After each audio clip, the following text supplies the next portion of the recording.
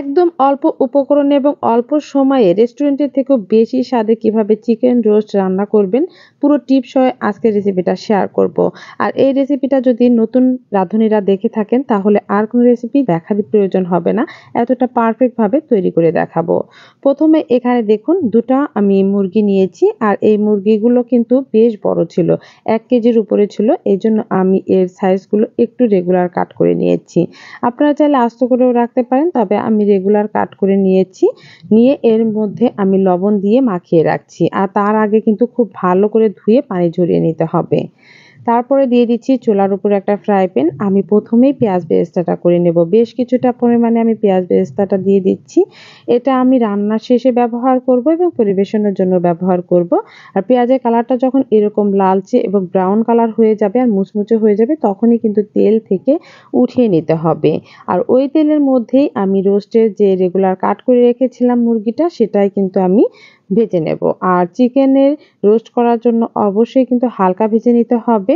আর ঢাকনা দিয়ে ঢেকে দিয়েছি যাতে করে তেল ছিটে না আসে। রোস্টের মুরগি ভাজার সময় কিন্তু খুব তেল ছিটে, এতে করে হাত বা মুখে লেগে যেতে পারে, তাই ঢাকনা দিয়ে ঢেকে দেবেন। আর যখন এরকম উল্টিয়ে পাল্টিয়ে দেবেন, তখন চুলার আঁচটা একদম লো হিটে তারপর হচ্ছে উল্টিয়ে পাল্টিয়ে ভেজে নেবেন। দেখতেই পাচ্ছেন হালকা আমার কিন্তু কালার হয়ে গিয়েছে। আর এখন আমি এগুলো তুলে নিচ্ছি। আর সেম প্রসেসেই সবগুলো মুরগির অংশগুলোই ভেজে নিতে হবে এভাবেই। একটা কড়াই নিয়েছি, তাতে দিয়ে দিচ্ছি আমি 2টো এলাচ আর 3টা দারুচিনি, দেখতেই পাচ্ছেন। আর খুব সুন্দর একটা ঘ্রাণ বের হলে এর মধ্যে আমি 1/2 কাপ পরিমাণে পেঁয়াজ বাটা ব্যবহার করেছি। পেঁয়াজটাকে কিন্তু খুব ভালো করে তেলের মধ্যে দিয়ে ভেজে নিতে হবে। এখানে 2 মিনিটের মতো আমার লেগেছে সময়, খুব সুন্দর মতন ভেজে নিয়েছি। আর এর মধ্যে 1/2 চামচ আদা বাটা আর 1/2 চামচ রসুন বাটা ব্যবহার করেছি।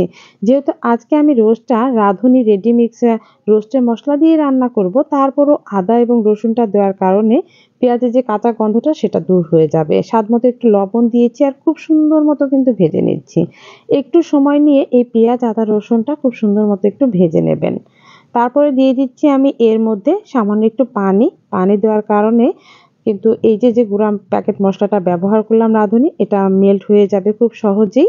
আর পুরো 1 প্যাকেট আমি রাঁধুনি রেডি মিক্স মশলাটা ব্যবহার করেছি। 1/2 কাপ ব্যবহার করেছি আমি টক দই। টক দইটা দিয়ে খুব সুন্দর মতো আমি কষিয়ে নিচ্ছি।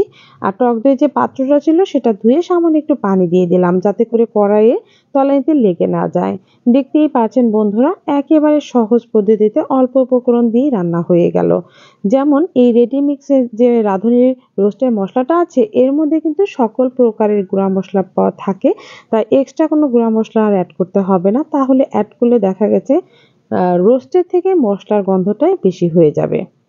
খুব সুন্দর মতো আমি সময় নিয়ে তেল উঠে আসা পর্যন্ত কষিয়ে নিচ্ছি, কারণ এই মশলাটা যতই রেডি থাকুক না কেন তারপরও রান্নার প্রক্রিয়া হিসেবে খুব সুন্দর মতো কষিয়ে নিতে হবে।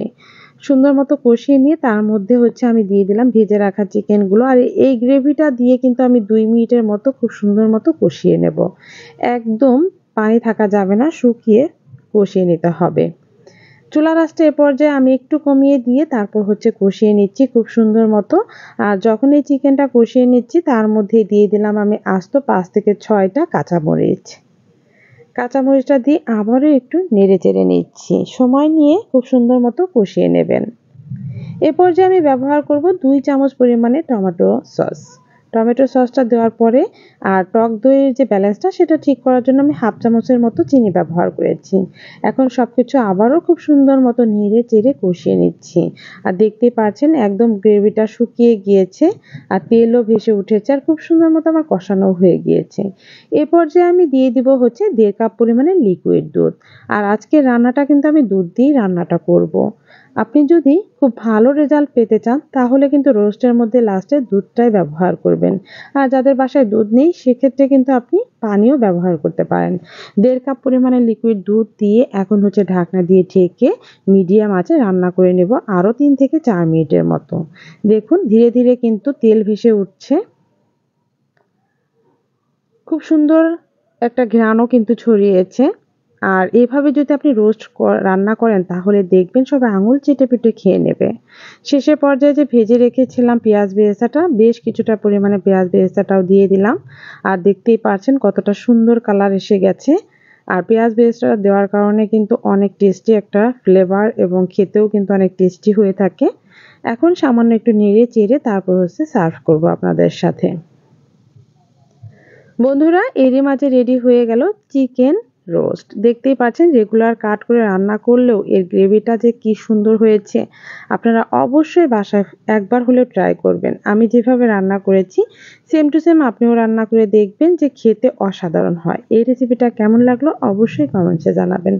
সবাই ভালো থাকবেন, সুস্থ থাকবেন। আল্লাহ হাফেজ।